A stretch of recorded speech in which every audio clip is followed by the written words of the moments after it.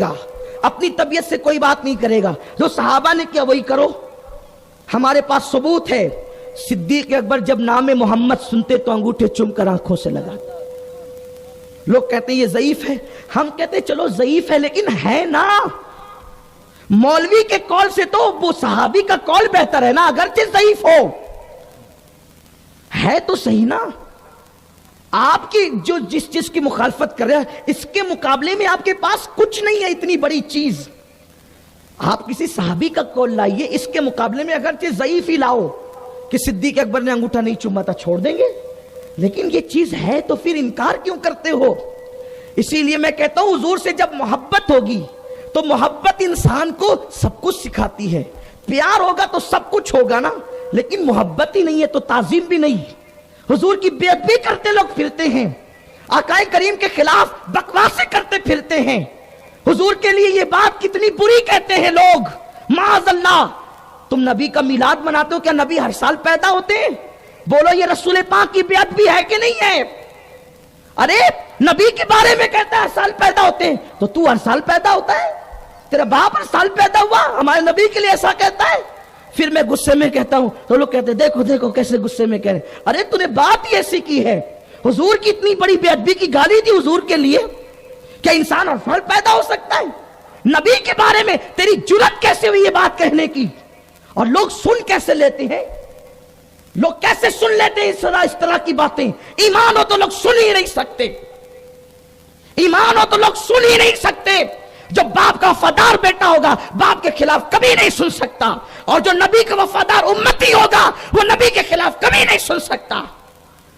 ہر آدمی ایک ہی بار پیدا ہوتا ہے, حضور بھی ایک ہی بار دنیا میں تشریف لائے, لیکن جیسے قرآن ایک بار نازل ہوا ہر سال اس کا جشن منایا جاتا ہے, میلاد النبی کا جشن بھی ہر سال منایا جا رہا ہے. تم نہیں مناتے مت مناؤ, یہ تقدیر کی بات ہے. ہم یہ کہتے ہیں کہ فرض ہے سبھی مناؤ, واجب ہے, ہم نے کبھی کہا؟ ہم تو یہ کہتے ہیں عشق کی بات ہے, یہ نغمہ ہے, یہ وہ نغمہ ہے جو ہر ساز پہ گایا نہیں جاتا.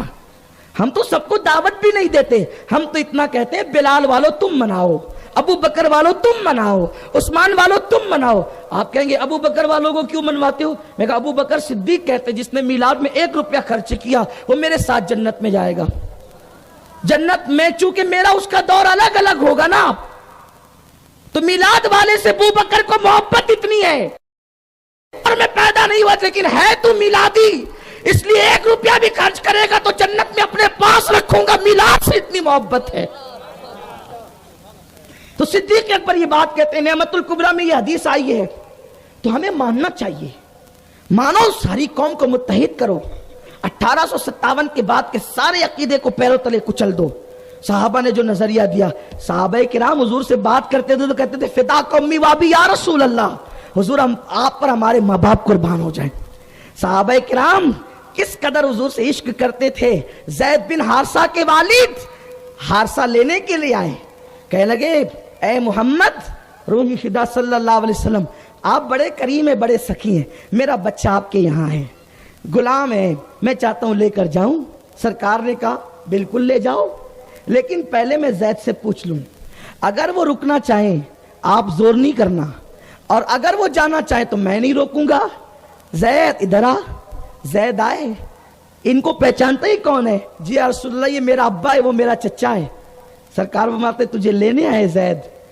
حضرت زید حضور کی پیٹھ کے پیچھے چھپ گئے, نہیں نہیں میں نہیں جاؤں گا, میں نہیں جاؤں. حارثہ کو غصہ آیا, باپ کو غصہ آیا, مجھے چھوڑ کر یہاں رہنا چاہتا ہے. اس نے کہا او زید, باپ کو چھوڑ کر ان کے پاس رہنا چاہتا ہے. زید نے کہا حارثہ تجھے ان کے قدموں میں رہنے کا مزہ معلوم ہو جائے تو پھر تو بھی یہاں سے نہ جائے.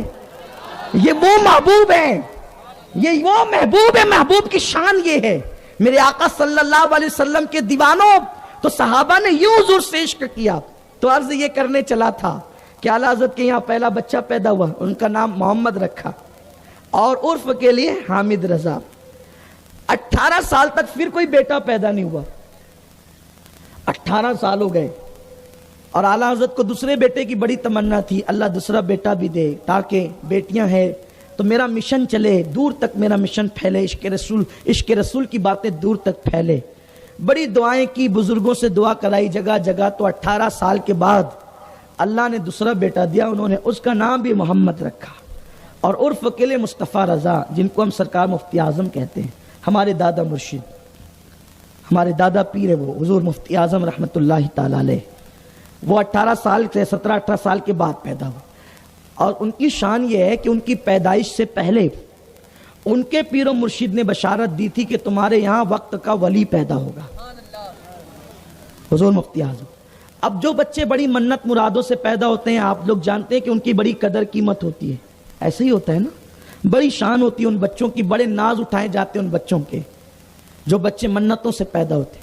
ایسے ہی ہوا حضور مفتی اعظم ان 4 سال کے ہوئے بڑے ناز و نم کے ساتھ پل رہے ہیں, پرورش ہو رہی ہے, بہت ناز اٹھائے جا رہے ہیں ان کے. 4 سال کی عمر ہو گئی. اعلیٰ حضرت رضی اللہ تعالیٰ کا معمول یہ تھا کہ آپ رات و دن میں صرف 2 گھنٹے سوتے تھے. لوگوں کو یہ مبالغہ لگتا ہے لیکن سچی بات یہ ہے, اس لیے کہ انہوں نے 1200 سے زائد کتابیں لکھی ہیں. تو جو 8 گھنٹے سوئے گا وہ تو اتنا کام کر ہی نہیں سکتا. مولانا موجود ہے, ہم لوگ جب بھی کتاب کا کام کرتے ہیں, راتوں کو جگتے ہیں کتاب لکھتے وقت, تو بار بار یہی کہتے ہیں یار اعلیٰ حضرت نے, کمپیوٹر کا دور نہیں تھا, پریس کا اتنا جو ہے وہ معاملہ نہیں تھا, لیکن پھر بھی 1200 سے زائد کتابیں لکھی. ایک کتاب لکھنے بیٹھو تو اتنی محنت کرنی پڑتی, یہ حوالہ نکال وہ حوالہ نکال, سب کرنا پڑتا ہے. اور وہ بھی کئی لوگ مل کر کے حوالے نکالتے ہیں, کتابیں ڈھونڈتے ہیں. وہاں تو سب اکیلے ہی قلم چل رہا ہے, سب اکیلے لکھ رہے ہیں. یہ عشق رسول ہے امام احمد رضا کا. 2 گھنٹے سوتے تھے اور 22 گھنٹے آپ کام کرتے تھے. امام اہل سنت. لوگ اعلیٰ حضرت سے بہت بدگمان رہتے ہیں, کبھی ناراض بھی رہتے ہیں. اس کی وجہ یہ ہے کہ لوگ یہ سمجھتے ہیں کہ انہوں نے لوگوں کو صرف کافر بنایا. یہ ان پر ایک الزام ہے کہ انہوں نے لوگوں کو کافر بنایا. لیکن میں آپ کو بتاتا ہوں, آپ ان کی زندگی پڑھیے, اعلیٰ حضرت رضی اللہ تعالیٰ کے فتاوے پڑھیے, آپ کی غلط فہمی دور ہوگی, خاص طور پہ میرے نوجوانوں کی. اعلیٰ حضرت فرماتے ہیں اگر کسی کے قول میں, فرماتے کسی کے قول میں اگر 99 معنی کفر کی طرف جاتے ہوں اور 1 معنی ایمان کی طرف جاتے ہوں تو اس کو کافر نہیں کہا جائے گا. اتنے محتاط امام احمد رضا. اور اعلیٰ حضرت رضی اللہ تعالیٰ نے جن جن لوگوں پر کفر کا فتویٰ دیا تو خود نہیں دیا, یہ لوگوں کو نہیں پتا ہے, لوگوں کو نہیں معلوم ہے. جو لوگ بس پروپیگنڈا ہے نا, اس کا پروپیگنڈے کا شکار ہے.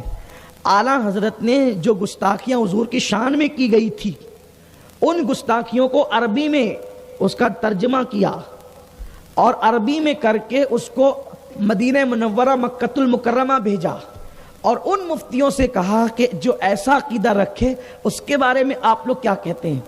تو مکہ اور مدینہ منورہ کے وہ علماء, یہ 1921 سے پہلے کی بات ہے, اس وقت وہاں پر اہل سنت و جماعت کی حکومت تھی, وہاں جلوس بھی نکلتا تھا, وہاں کے علماء اکثریت سنی تھے, اور وہاں جنت البقیع میں مزارات پہ گنبد بنے ہوئے تھے, جنت المالا میں مزارات پر گنبد بنے ہوئے تھے. وہ گنبد کی تصویریں ابھی بھی انٹرنیٹ پر ملتی ہے. حضرت امیر حمزہ کے مزار پہ گنبد بنا ہوا تھا. یہ سب 1924 سے پہلے کی باتیں, گنبد وغیرہ. یہ بعد میں ان لوگوں نے توڑا ہے, شہید کیا اس کو, یہ کہہ کر کہ معاذ اللہ جو ہے وہ مزارات پہ گنبد بنانا جائز نہیں, اور یہ اور وہ, یہ سعودی نے یہ سب بعد میں کیا ہے. لیکن اس وقت تک اس طریقے کے غلط نظریات نہیں تھے. میرے آقا علیہ الصلوۃ و تسلیم کے پیارے دیوانوں, تو اعلیٰ حضرت نے سوال کیا. ان علماء نے کہا کہ جن لوگوں نے رسول پاک کی شان میں ایسی توہین اور بے ادبی کی وہ لوگ کافر ہے, اور ان کے کفر میں جو شک کرے وہ بھی کافر ہے, عقیدہ معلوم ہونے کے بعد. تو تب امام احمد رضا نے ان لوگوں پہ کفر کا فتویٰ دیا, اور وہ بھی 4 لوگ تھے وہ جنہوں نے توہین کی تھی. اعلیٰ حضرت رضی اللہ تعالیٰ نے یہ نہیں کہا کہ ہر بندہ کافر ہے, معاذ اللہ, اس طرح نہیں, بلکہ جو ایسا عقیدہ رکھتا ہے گستاخی کا وہ کافر ہے, یا عقیدہ معلوم ہونے کے بعد اس کی تصدیق کرتا ہے کہ یہ صحیح ہے وہ کافر ہے.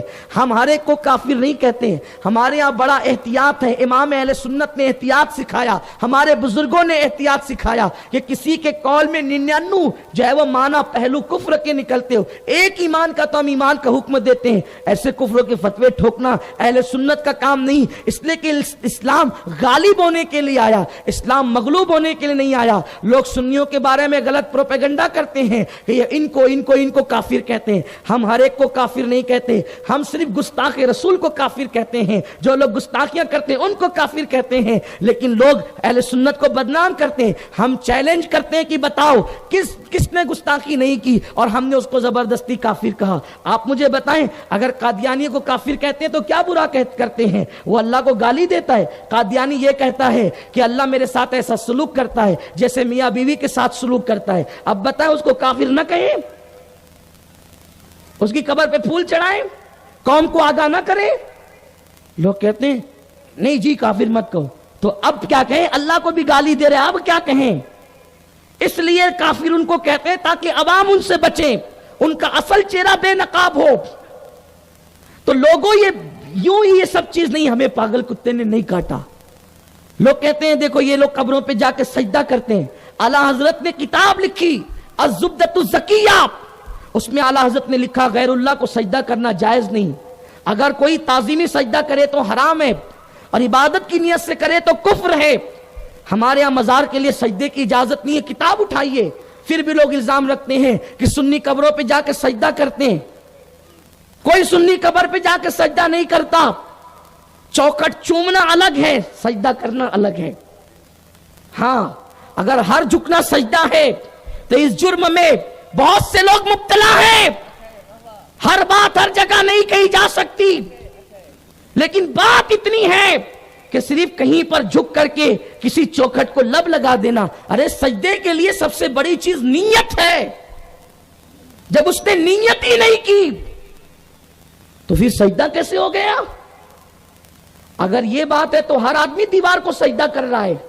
بولو مسجد کی دیوار کے سامنے کتنے لوگ سجدہ نہیں کرتے؟ یہ امام صاحب بیٹھے، نہ امام بچا نہ مقتدی بچا، کہاں سجدہ کرتے میرے عزیز؟ بتا تو، جب تم سجدہ کرتے ہو تو کیا سامنے ہوتا ہے؟ مسجد کی دیوار، اور مسجد کی دیوار کو سجدہ کر رہے ہو۔ آپ کہیں گے نہیں سید صاحب آپ اتنی بڑی بات مت کیجئے، دیوار کو نہیں کر رہے، نیت اللہ کو کر رہے ہیں نا۔ تو بھئی آپ نے جب کہا کہ میری نیت پہ اعتماد کر، تو آپ بھی تو میری نیت پہ اعتماد کرو، آپ بھی تو ہماری بات پہ اعتماد کرو۔ ہم سجدے نہیں کرتے، کسی بزرگ کی چوکھٹ چوم لیتے ہیں، چومنا الگ ہے، سجدہ الگ ہے۔ اس طرح قوم میں فتنہ مت کرو، قوم کو مت بھیگا۔ چادر چڑھانا شرک ہے۔ میں کہتا ہوں تجھے نہیں معلوم، مسلم شریف میں لکھا ہے کہ صحابہ نے حضور کے مزار پہ چادر چڑھائی، صحابہ نے چڑھائی۔ اٹھا کے دیکھ مسلم شریف، اگر نہ ملے ہم نہیں بتا سکے، جو چور کی سزا وہ ہماری سزا۔ لیکن اس طرح لڑاؤ نہیں۔ دو بھائی ہے، دونوں آپس میں لڑتے، وہ کہتا جائز وہ کہتا ناجائز، ماں پریشان ہے دیکھ رہی ہے، ارے تمہارا دادا تو چادر ہی چڑھانے والا تھا، تیرا باپ بھی تو چادر، تم کیوں لڑ رہے ہو؟ ماں کہتی کیوں لڑ رہے ہو؟ کیوں؟ تو تب جو بیٹا سنی ہوتا بولتا یہ نیا لایا نا، جب میرا باپ یہ تھا تو اس کو بھی باپ کا وفادار رہنا چاہیے نا۔ یہ چیز ہوتی ہے، اور ہم یہ سمجھانا چاہتے ہیں آپ سمجھو، لڑائیاں ختم ہونی چاہیے۔ میرا دل چاہتا ہے اللہ کرے لڑائیاں ختم ہو جائے۔